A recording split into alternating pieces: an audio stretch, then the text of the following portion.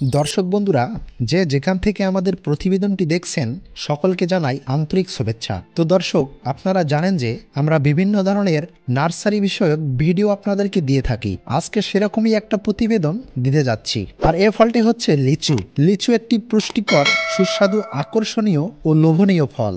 রঙে, স্বাদে, গুণে এ ফলের তুলনা হয় না। লিচুর মধ্যে জলীয় অংশ ছাড়াও আমিষ, চর্বি, ক্যালসিয়াম, ফসফরাস, ভিটামিন সি, এ, বি1, বি2 ইত্যাদি ধরনের ভিটামিন আছে, যা আমাদের শরীরে পুষ্টি যোগায়। পাকা লিচু সবাই মিলে খুব মজা করে খাওয়া যায় বলে এর পুষ্টিগুণ অক্ষুণ্ণ থাকে। তাছাড়া প্রক্রিয়াজাত খাদ্যদ্রব্য খুবই জনপ্রিয়। কৃষকদের অপরিকল্পিত বাগান, মানসম্পন্ন চারা অথবা কলমের অভাব, বালাই ব্যবস্থাপনা ও পরিচর্যার অভাবে কিংবা আবহাওয়াগত সমস্যা, সর্বোপরি কৃষকের দক্ষতার অভাবে কাঙ্ক্ষিত ফলন পেতে ব্যর্থ হয়। অধিক ফলন পেতে বছরব্যাপী লিচু গাছের পরিচর্যা করতে হবে। চলুন আজকে জেনে নেওয়া যাক লিচু গাছের পরিচর্যা কিভাবে করতে হবে। জুন থেকে জুলাই মাস লিচু রোপণের উত্তম সময়। সেচের সুবিধা থাকলে জুন থেকে জুলাই মাস লিচু কলমের বা লিচু রোপণের উত্তম সময়। সেচের সুবিধা থাকলে বা সারা বছরেই লিচুর কলম রোপণ করা যায়। সেচের সুবিধা থাকলে আগস্ট অথবা সেপ্টেম্বর মাস কিংবা সারা বছরেই লিচুর কলম রোপণ করা যায়। লিচু গাছের কাণ্ড থেকে শিকড় গজায়, এজন্য গোড়া থেকে একটু মাটি নিচে দিতে হয়। পুরাতন বাগানের কিছু মাটি গর্তে মিশিয়ে দিলে গাছ সহজে মরে না। এ সময় বয়স্ক গাছে ফল সংগ্রহের পর প্রুনিং বা অঙ্গ ছাঁটাই করতে হবে। গাছ প্রতি 60 থেকে 70 কেজি জৈব সার, 1 কেজি ইউরিয়া, 1.5 কেজি ডিএপি, 500 থেকে 600 গ্রাম এমওপি সার রিং পদ্ধতিতে প্রয়োগ করতে হবে।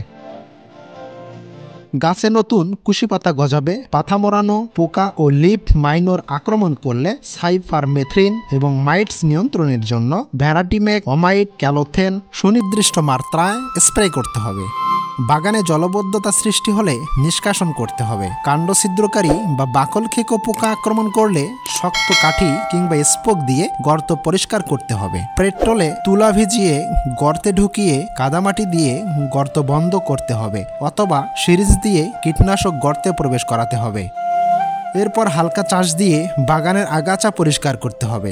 রোগাক্রান্ত কিংবা মরা ডাল, পরগাছা, গাছের ভেতরের অপ্রয়োজনীয় ডালপালা ছাঁটাই করতে হবে। শেষ বৃষ্টির পর বাগান পরিষ্কার করে চুন 1 কেজি অনুপাত তুতে 1 কেজি, পানি 10 লিটার একত্রে মিশিয়ে গাছের গোড়ায় 1 থেকে 1.2 মিটার উচ্চতা পর্যন্ত রং করতে হবে।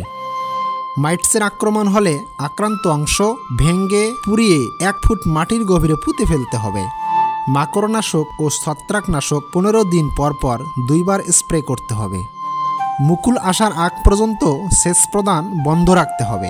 এখনই গাছের 10 থেকে 12 ইঞ্চি পরিধির সব ডালে 2 বা 3 ইঞ্চি দূরত্বে ধারালো চাকু দিয়ে রিং পদ্ধতিতে বাকল কেটে গার্ডেলিং করার উপযুক্ত সময়।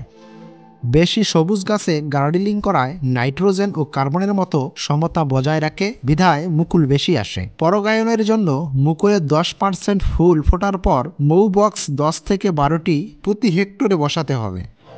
কলমের গাছের বয়স 4 বছর পুরনো না হওয়া পর্যন্ত মুকুল ভেঙে দিতে হবে। আগাম ফল ঝরে যাওয়া লিচুর একটি অন্যতম সমস্যা বলে আমরা বিবেচিত করি। তাই আগাম ফল ঝরে পড়া রোধ করার জন্য প্লানোফ্লক্স কিংবা ফ্লোরা, সলুবর, ব্রন ইত্যাদি স্প্রে করতে হবে। গাছ প্রতি 400 থেকে 500 গ্রাম ইউরিয়া, 200 থেকে 300 গ্রাম এমওপি সার প্রয়োগ করে সেচ দিতে হবে। ফল মটর দানার মতো আকার হলে ফল ছিদ্রকারী পোকা দমনের জন্য নিমবিসিডিন স্প্রে করতে হবে।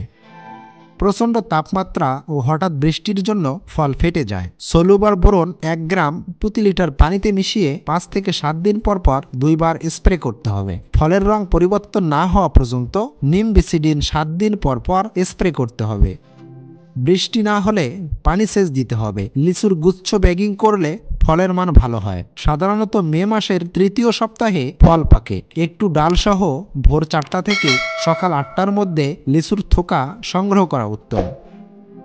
বছরব্যাপী যদি এই কার্যক্রমগুলো আপনারা যথাসময়ে সঠিকভাবে সম্পন্ন করেন, তাহলে মানসম্মত লিচুর উৎপাদন ও বাজার মূল্য ভালো পাবেন।